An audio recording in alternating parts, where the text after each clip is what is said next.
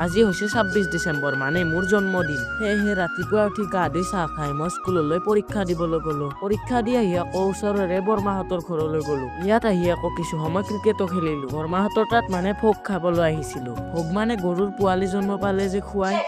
ভোগ খাব আহিছে, প্ৰথমতে ভোগ দিলে, ভোগ খোৱা নাই, এতিয়া গাড়ী দি গেলে। ভোগখিনি খাই আকৌ ঘৰলৈ আহিলো। ঘৰলৈ আহি আকৌ ভালদৰে কাপোৰ কানি পিন্ধি অৰ্ণৱ আৰু মই যাবলৈ ওলালো অৰ্ণৱহঁতৰ মামাহঁতৰ তাত। মামাহঁতৰ ঘৰ আহি পাই ভাত খাই আকৌ সন্ধিয়া আমি ঘৰলৈ যাবলৈ ওলালো। ঘৰ আহি পাওঁতে 6টা বাজিবৰে হ'ল। সেয়েহে সোনকালে দোকানলৈ গলো মানে কেক আনিবলৈ। সোনকালে কেক দুটা লৈ মই ঘৰলৈ আহিলো। এইটোৱে মোৰ জন্মদিনৰ 2 মহলীয়া কেক। ৰ'ব আপোনালোককো দেখুৱাই আছো।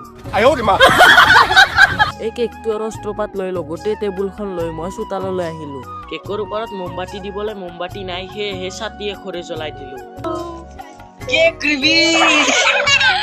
এই অস্ত্ৰপাতেৰে 2 মহলীয়া কেকটো কাটি সকলোকে অকমান খুৱাই দিলো। প্ৰসাদ আৰু কেক খোৱা হোৱাৰ পিছত সকলোৱে ঘৰে ঘৰে গ'ল। এতিয়া আকৌ মই আহিলো গিফ্ট চাবলৈ। আহি দেখিলো যে বহু কেইটা কলাম আৰু এইটো স্পৰ্টিং হে আছে। স্পৰ্টিংটো পিন্ধি বাৰু ভালেই লাগিল। আজিলৈ এৰিছো, আকৌ নেক্সট ভিডিঅ'ত লগ পাম।